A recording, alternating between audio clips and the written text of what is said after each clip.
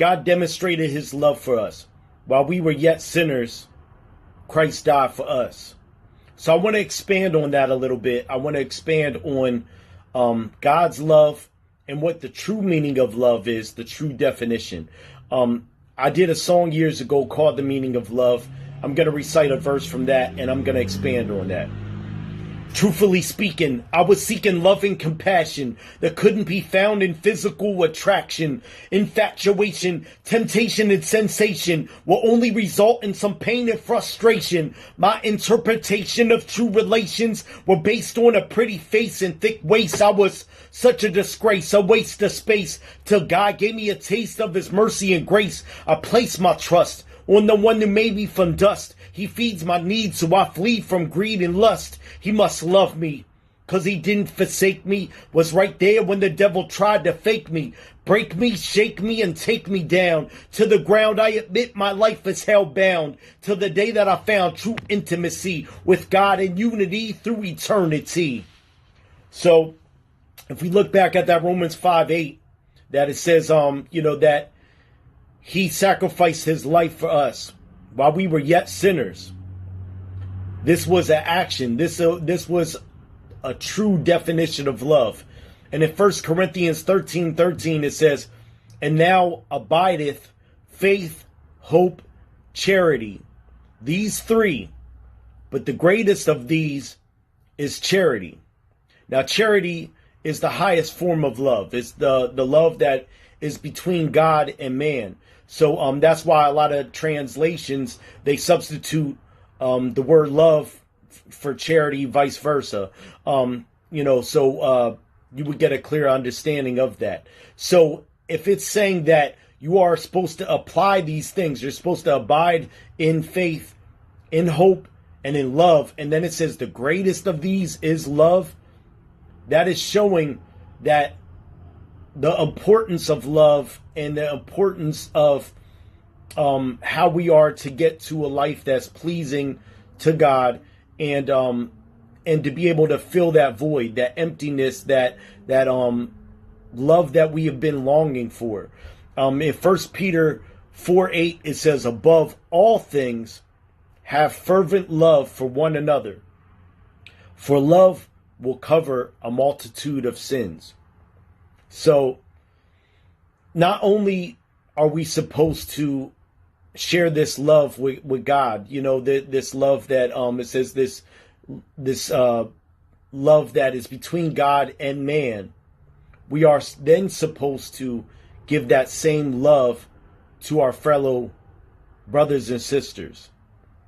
Those who are out here that are hurting, those who are burdened with things in life and are searching for love, for acceptance, for meaning in their life. And they don't know where that definition comes from. They don't know how to get to a life that is pleasing to God. And they don't know how to fill that void in their life. In Romans 15:1, it says, we then that are strong ought to bear the infirmities of the weak, and not to please ourselves. Now, a lot of us, we're so busy wrapped up in pleasing ourselves, in getting all that we can get out of life, but we often neglect those who are less fortunate, those who are hurting, those who are burdened, those who are searching for that love. Now that we found God, we turn a blind eye to those sinners.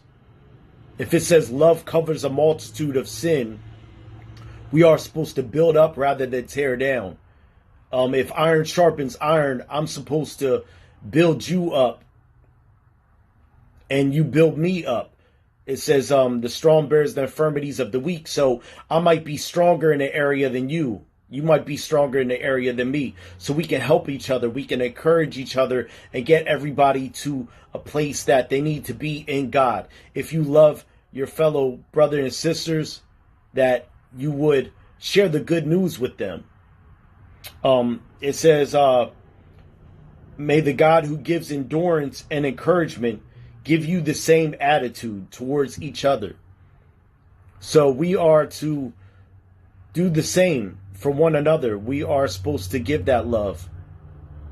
And what is that true meaning of love? That true definition? God is love. He's demonstrated the roadmap and instructions for what love is. So then we know exactly how we are to show it to others. If we were sinners and he sacrificed his only son, Christ laid down his life for us. He knew what he was supposed to do, and he fulfilled it to completion.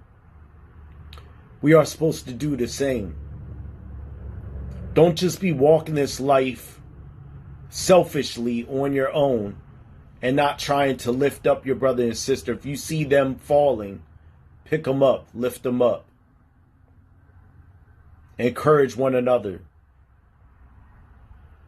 If someone is on the edge of a cliff, will you pick them up? Will you lift them up? Or will you push them down? A lot of us are so busy on tearing down one another, discouraging one another, rather than lifting each other up. Don't be one of those people. Give encouragement, uplift, rather than tear down.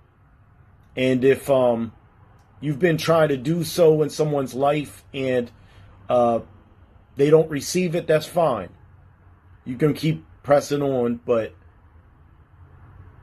don't give up the opportunity to make Christ known to a world that is in desperate need of him. God bless y'all.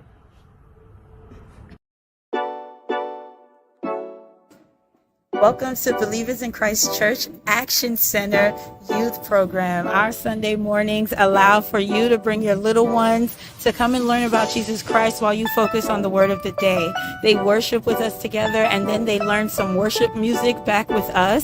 We have 4 experienced and cleared volunteers that are teaching them the Word of God, showing them how to live with one another in community, and even teaching them how to operate a church service. So they'll learn how to give a word, they'll learn praise and worship music, and most importantly, they learn the Word of God. So bring your children out so that they can celebrate the Lord and all that He's done for us. And go ahead and get comfortable as you enjoy worship.